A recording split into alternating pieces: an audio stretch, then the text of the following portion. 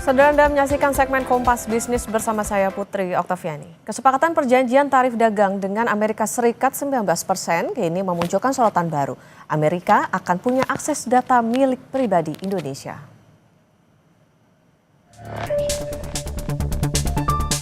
Proses kesepakatan dagang antara Indonesia dan Amerika Serikat jauh dari kata selesai dan tuntas. Terbaru pada 22 Juli 2025, Kompas Bisnis menemukan dua keterbukaan informasi yang dirilis White House. Salah satu yang jadi sorotan adalah akses Amerika Serikat ke data pribadi milik Indonesia. Keterbukaan pertama yaitu joint statement dalam kerangka kerja Indonesia-Amerika Serikat tentang perdagangan resiprokal atau timbal balik. Di sini Indonesia janji mengatasi hambatan yang mempengaruhi perdagangan, jasa, dan investasi digital.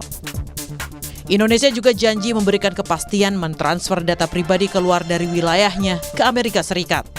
Menteri Komunikasi dan Digital Mutia Hafid bilang masih perlu koordinasi dengan Kementerian Perekonomian. Besok kami akan ke Menko Perekonomian dan besok nanti kita akan koordinasi seperti apa penjelasannya dan nanti mungkin akan ada pernyataan dari Menko Perekonomian atau dari kami. Untuk saat ini kami harus menunggu sampai ada koordinasi dengan Menko Perekonomian. Di keterbukaan informasi lembar fakta, Amerika Serikat menegaskan Indonesia akan memberikan kepastian mengenai kemampuan untuk memindahkan data pribadi dari wilayahnya ke Amerika Serikat melalui pengakuan Amerika sebagai negara atau yurisdiksi yang menyediakan perlindungan data memadai berdasarkan hukum Indonesia. Menko Perekonomian Airlangga Hartarto hanya memastikan tentang tanggung jawab. Indonesia seperti apa Pak? Joint statement sudah disepakati kedua belah pihak. Oh, berarti yang dikeluarkan White House itu juga sudah disepakati oleh Indonesia ya Pak? Semua sudah disepakati. Ya itu kan semua sudah transfer data pribadi yang bertanggung jawab dengan negara yang bertanggung jawab. Itu bagaimana Pak? Masalahnya sejumlah perjanjian dagang sudah diikuti oleh Indonesia berkaitan dengan transfer data internasional yang bebas. Kami ambil dari Kompas ID, contohnya adalah Regional Comprehensive Economic Partnership di ASEAN yang melarang kewajiban lokalisasi data dan harus memastikan transfer data pribadi yang bebas. Dia Megasari Anjaya, Tim Liputan Kompas TV, Jakarta. Saudara, Kompas Bisnis akan tanya ke Direktur Ekonomi Digital Selyos Nailul Huda, benarkah Amerika Serikat untung banyak sedangkan Indonesia rugi besar dalam kesepakatan 19%? Salah satunya adalah soal data pribadi. Selamat pagi Mas Huda. Selamat pagi Mbak Okta. Mas Huda, ini ada fact sheet, ada juga joint statement. Keduanya sama-sama nagih nih tentang komitmen Indonesia agar memindahkan data pribadi ke Amerika Serikat sebagai yurisdiksi. Apa maknanya? Siapa sebetulnya yang menang banyak, siapa juga yang rugi besar di sini?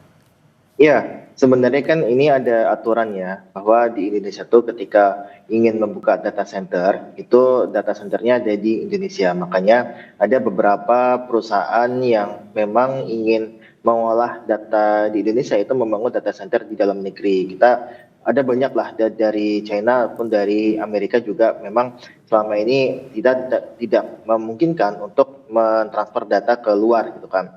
Nah, tapi kalau kita lihat lagi Mbak Okta, di dalam Undang-Undang Perlindungan Data Pribadi ini disebutkan di pasal 56 ya. Pasal 56 itu ada menyebutkan bahwa negara itu bisa untuk mentransfer data pribadi ke luar negeri. Nah, ini jadi catatan sebenarnya ada diperbolehkan selama di negara tersebut mempunyai aturan perlindungan data pribadi yang sama kuat atau lebih kuat dibandingkan dengan perlindungan data pribadi di Indonesia. Nah, kemudian kalau kita lihat di ayat lainnya itu disebutkan kalau untuk peraturan mengenai transfer data ke luar negeri itu diatur dalam peraturan pemerintah. Nah, sampai saat ini kita belum menemukan aturan pemerintah yang mengatur tentang transfer data pribadi ke luar negeri dari pemerintah. Oke, artinya ini sebetulnya boleh asalkan itu tadi catatannya punya perlindungan data pribadi yang sama kuatnya. Ini artinya gini Mas Huda, berarti itu kan sudah diatur dalam undang-undang. Ini bisa dikatakan ketika kita datanya ini dikelola gitu oleh Amerika, ini bisa melanggar itu tadi nggak, misalnya tentang perlindungan data pribadi ataupun pasal 28H ayat 4 Undang-Undang 1945? Ya, yang pertama seperti ini, Mbak. Selama belum ada aturan peraturan pemerintah, tentu ini belum diperbolehkan untuk mentransfer data pribadi ke luar wilayah negara kita. Itu yang paling utama sebenarnya. Jadi, selama tidak ada peraturan pemerintah itu tidak boleh. Nah, makanya kalau kita lihat dalam surat kemarin yang fakta itu, jadi kalau kita lihat sebenarnya mereka menginginkan untuk kepastian hukum dipercepat gitu kan. Nah, makanya ini kepastian hukum dipercepat itu adalah untuk bisa semua negara atau cuman hanya Amerika. Kalau cuman hanya Amerika nampaknya ini tidak boleh gitu kan, tidak diperbolehkan karena pada dasarnya itu diperbolehkan ketika ada peraturan pemerintah yang mengatur mengenai transfer data dari Indonesia ke luar negeri. Oke. Ada gini, data pribadi itu kan sangat riskan, Mas Huda. Apa risikonya, terutama di bidang keuangan? Dulu di Indonesia Ya. ada Mastercard, Visa, sebelumnya di USTR juga disinggung karena terusik sama Kris. Ya, yang pertama seperti ini, Mbak. Kita melihat dalam pasal itu sebenarnya banyak yang ambigu ya, bahwa di situ disebutkan ada syarat bahwa negara yang dituju adalah mempunyai peraturan perlindungan data pribadi yang sama kuat atau setara dengan atau lebih kuat dibandingkan dengan peraturan perlindungan data pribadi di Indonesia. Nah, namun kalau kita lihat di Amerika pun itu beberapa kali terjadi juga scam dan sebagainya atau data breach dan sebagainya yang memang ini merugikan warga negara Amerika. Nah, kita tidak ingin sebenarnya ini jadi di patokan di kita, jadi patokan untuk kita keluar wilayah negeri gitu. Jadi artinya adalah ini harusnya ada patokan yang lebih kuat dibandingkan dengan patokan yang kita miliki gitu. Misalkan kalau kita bicara mengenai di Uni Eropa ada GDPR dan sebagainya yang itu sangat kuat sekali, tapi di Indonesia ini belum ada PP-nya dan juga peraturan, dan mungkin kalau kita lihat dari sisi perlindungan data pribadi dalam negeri pun masih sangat kurang gitu kan. Nah, jangan sampai di Amerika itu mungkin hanya lebih baik sedikit ataupun ya sama saja dengan di Indonesia gitu kan, yang dimana data breach dan sebagainya masih terjadi di Amerika gitu. Nah, makanya kita ingin sebenarnya ini sebenarnya tidak masalah ketika aturan-aturan itu dibuat secara legal gitu kan, secara formal, secara legal bahwa diperbolehkan untuk mentransfer data ke luar wilayah Indonesia asalkan ada batasan-batasan, ada syarat-syarat yang memang harus dipenuhi oleh negara tujuannya. Nah, inilah yang kita sebutkan sebagai ya tadi sebagai salah satu keharusan pemerintah sebelum menyetujui apa yang disampaikan oleh Trump. Nah, yang kedua, Mbak Okta, yang kita lihat juga di dalam pasal itu ada persetujuan dari pemilik data atau subjek datanya. Nah, dalam hal ini adalah masyarakat. Jadi kalau masyarakat ini tidak setuju dengan data yang ditransfer ke luar negeri termasuk ke Amerika, nah ini tentu kita boleh menolaknya. Makanya ini data ini sebenarnya adalah data milik pribadi masyarakat yang dimana tentu ini kedaulatannya ada di tangan masyarakat itu sendiri, bukan di tangan pemerintah dengan memasukkan ini dalam perjanjian dagang gitu kan. Makanya ini yang saya sayangkan adalah ini ada masuk ke perjanjian dagang seolah-olah ini menjadi poin dari pion dari pemerintah untuk bisa menurunkan tarif dari 32 ke 19%. Oke, harus ada batasan yang tegas, yang jelas, dan juga persetujuan pemilik dari data tersebut supaya tadi yang masih balik lagi, jangan sampai Indonesia ini jadinya yang rugi besar di perjanjian ini. Yeah. Nah, Mas Huda, Indonesia kan juga punya perjanjian dagang dengan ASEAN yang melarang transfer data. Posisinya gimana sih? Karena ini kayaknya ada overlapping, ada tumpang tindih gitu terkait dengan perjanjian ini. Ya, kalau kita lihat sebenarnya di tingkat ASEAN sendiri memang ada perjanjian untuk ya kalau transfer data di antar ASEAN itu sudah mulai dibuka untuk di beberapa tahun terakhir, terutama yang terkait dengan DEFI ya, Digital Economy Agreement gitu kan. Nah, kalau kita lihat sebenarnya di Amerika sendiri kalau kita mau mentransfer data itu di Undang-Undang PTP diperbolehkan. Kita sebenarnya menyangkutnya adalah di Undang-Undang PTP-nya, Mbak Okta. Di Undang-Undang PTP itu memperbolehkan asal memang sudah ada aturan yang jelas. Dalam ini adalah peraturan pemerintah. Di Undang-Undang terstat dengan jelas seperti itu. Nah, kemudian di stat juga kalau memang ada aturan yang lebih kuat di negara tujuan, minimal sebenarnya ada patokan-patokan yang di negara mana sih yang bisa kita bebas transfer data, itu minimal tidak ada kejadian scam, tidak ada kejadian breach data dan sebagainya yang dalam beberapa tahun terakhir. Nah, masalahnya adalah di Amerika sendiri itu sudah banyak sekali terjadi scam data, juga ada breach data juga yang pada akhirnya ini juga akan berpotensi terjadi di data masyarakat kita ketika memang transfer data ke sana. Jadi inilah yang sebenarnya kita harapkan ada penyelesaian di dalam peraturan pemerintahnya seperti apa. Karena kalau kita bicara mengenai undang-undang itu dibutuhkan peraturan pemerintah untuk mengatur secara lebih rinci. Nah, sampai saat ini sayangnya belum ada peraturan pemerintah yang secara rinci mengatur mengenai transfer data ke luar wilayah negara Indonesia gitu kan. Nah, ini kan sebenarnya terkait juga dengan bisnis, Mbak. Bisnis yang perusahaan cloud Amerika itu kan sudah bangun besar-besaran di data centernya di Amerika. Nah, kalau mau bisnis di Indonesia kan harus membuka data center di Indonesia. Nah, inilah yang sebenarnya bisnis mereka tuh cukup terganggu di situ. Makanya ini yang mereka tekankan harus ada transfer data ke luar negeri. Tapi sekali lagi ini juga harus berpatokan pada undang-undang PDB kita yang mengatur mengenai peraturan pemerintah yang harus dibuat sebelum transfer data luar negeri itu dilaksanakan. Mas, gini, mungkin ada catatan, apa sih sebetulnya yang bisa dikatakan gini, Amerika punya, Indonesia nggak punya soal data pribadi ini sampai ini masuk dalam poin di resiprokal tadi? Ya, yang sebenarnya kalau di Indonesia sendiri kan sampai saat ini kan masih menganut lokal data center. Artinya untuk data perusahaan digital di Indonesia itu harus menggunakan cloud yang ada di Indonesia. Sampai saat ini masih seperti itu. Makanya kita punya pusat data center gitu kan, pusat data center yang memang dibangun di beberapa tempat. Nah, itu yang kita miliki sebenarnya. Nah, tapi kalau dari pihak Amerika sebenarnya kan pinginnya mereka sudah bangun di sana, ya udah kalau datanya bisa ditransfer ke Amerika, mengapa harus membangun data center di Indonesia? Itu kan sebagai pertanyaan dari perusahaan Amerika sebenarnya. Nah, tapi sayangnya itu aturan yang memang sudah terjadi dan yang kita lihat di Undang-Undang PDP pun sebenarnya sudah dilonggarkan, tapi dengan syarat ada peraturan pemerintah. Makanya kita melihat kinerja Komdigi ini terhadap di Undang-Undang PDP dan juga khususnya di transfer data luar negeri ya, itu sampai sekarang belum ada hasilnya atau masih mengambang dalam undang-undang saja, belum ada peraturan turunan seperti peraturan pemerintah. Nah, inilah yang kita sayangkan sebenarnya ketika terjadi gejolak-gejolak seperti ini, kita tidak ada peraturan pemerintah yang baku, yang pada akhirnya ini menimbulkan ya tadi di masyarakat ini kok bisa data kita ditransfer ke Amerika padahal yang memang di undang-undangnya diperbolehkan dan itu tidak tabu lagi sebenarnya, tapi yang kita sayangkan adalah aturannya yang belum jelas sampai sekarang karena di situ diatur ketat sekali sebenarnya ketika mau transfer ke luar negeri harus Amerikanya juga harus lebih baik, kemudian tidak terjadi data breach dan sebagainya. Itu yang kita jaga sebenarnya dan inilah yang harusnya jadi PR pemerintah untuk segera untuk memformalkan ataupun membuat aturan turunan dari transfer data ke luar negeri. Oke, selain koordinasi antar kementerian, peraturan pemerintah juga harus makin clear juga nih ke masyarakat karena ini menyangkut dengan data pribadi, jadi jangan bikin was-was nih ke masyarakat. Oke, Mas Huda, nanti kita lanjutkan kembali dan saudara tetaplah bersama kami di Kompas Bisnis.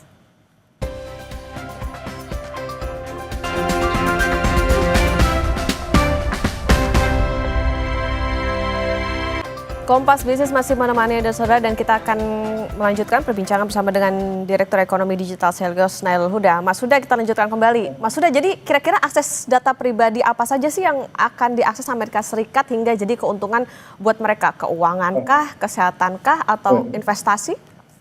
Ya, sebenarnya seperti ini Mbak, bahwa ini kan sebenarnya kan persaingan di bisnis juga ada di sini ya, bahwa data cloud computing yang dimiliki oleh perusahaan Amerika kan juga menawarkan berbagai layanan terhadap perusahaan digital di Indonesia. Misalkan mereka ingin menawarkan ke e-commerce, ya tentu mereka bisa menaruh datanya atau menempatkan datanya di Amerika gitu kan. Selama ini kan nggak bisa. Jadi ini sebenarnya tidak terkait dengan data yang bisa apa aja yang bisa ditransfer, tapi dari sisi layanan yang memang diperbolehkan untuk perusahaan digital di Indonesia menempatkan datanya di luar negeri karena pada dasarnya ini sebenarnya bisnis juga gitu kan, sebenarnya ini bisnis juga bahwa untuk perusahaan-perusahaan di Amerika sendiri itu tidak perlu untuk membangun data center di Indonesia untuk menjual layanannya ke platform digital di Indonesia. Nah tentu ini banyak data yang bisa digunakan, seperti misalkan ada data keuangan untuk milik platform Amerika yang dia seharusnya di Indonesia tapi ditempatkan di Amerika. Nah, itu tentu bisa jadi seperti itu. Nah, makanya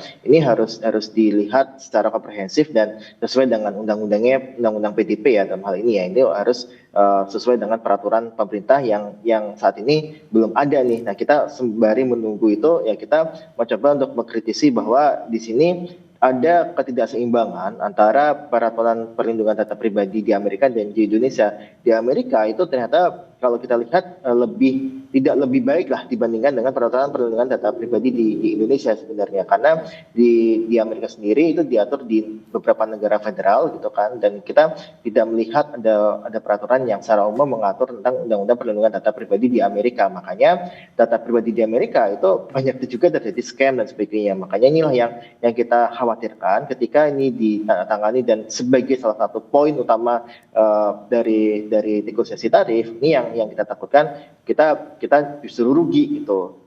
Kalau misalkan dari Amerika ini tidak siap, makanya ini harus setara nih. Jadi dan kalau bisa lebih bagus gitu kan. Tapi sayangnya di Amerika sendiri ternyata tidak lebih baik dibandingkan dengan di Indonesia terkait dengan perlindungan data pribadi. Oke, harus setara atau justru lebih baik. Nah, pertanyaannya Mas Huda, can we do the same? Kita bisa punya tukeran yang baik juga nggak sih? Bukan cuma soal tarifnya diturunin jadi 19% gitu. Jadi kalau di sana ada keuntungan soal bisnis juga, nah Indonesia juga dapat keuntungan dong dengan adanya kesepakatan ini. Ya, harusnya seperti itu Mbak. Jadi memang ini yang kita lihat harusnya ada perjanjian dagang yang setara. Makanya dalam beberapa kali kesempatan saya sampaikan perjanjian yang tengah dilakukan oleh Amerika dan Indonesia itu terjadi kesenjangan dagang. Artinya adalah ketimpangan dagang. Artinya adalah di Amerika sendiri memang powernya sangat kuat sekali dibandingkan dengan negara-negara ASEAN termasuk Indonesia. Nah, makanya ini yang harus kita jelaskan bahwa ini terjadi ketimpangan kekuatan, kita tidak boleh kalah begitu saja sebenarnya. Karena pada beberapa kali Pak Prabowo pun sampaikan bahwa negara kita adalah negara besar gitu kan, tidak boleh tunduk kepada kepentingan asing dan sebagainya. Nah, makanya ini yang kita tagih dari Prabowo bahwa negosiasi ini harusnya menunjukkan ada kesetaraan dagang antara pihak dari Amerika dan juga pihak Indonesia, termasuk juga dengan transfer data ini. Karena kalau kita lihat seharusnya ya kalau misalkan kita boleh untuk transfer data ke Amerika, ya begitu juga dengan sebaliknya gitu kan, bahwa ya kalaupun ada perusahaan Indonesia mau ke sana ya diperbolehkan untuk menggunakan cloud yang ada di Indonesia. Itu sebenarnya yang fair seperti itu. Oke, ada timbal balik lah ya gitu antara Amerika dengan Indonesia. Mas Huda, bisa ditegaskan kembali, apakah artinya begini, pemerintah melanggar undang-undang perlindungan data pribadi, lantas apa langkah yang bisa ditempuh dalam waktu dekat yang mungkin bisa dilakukan, proteksi seperti apa yang harus dilakukan oleh pemerintah terkait dengan data-data dari masyarakat?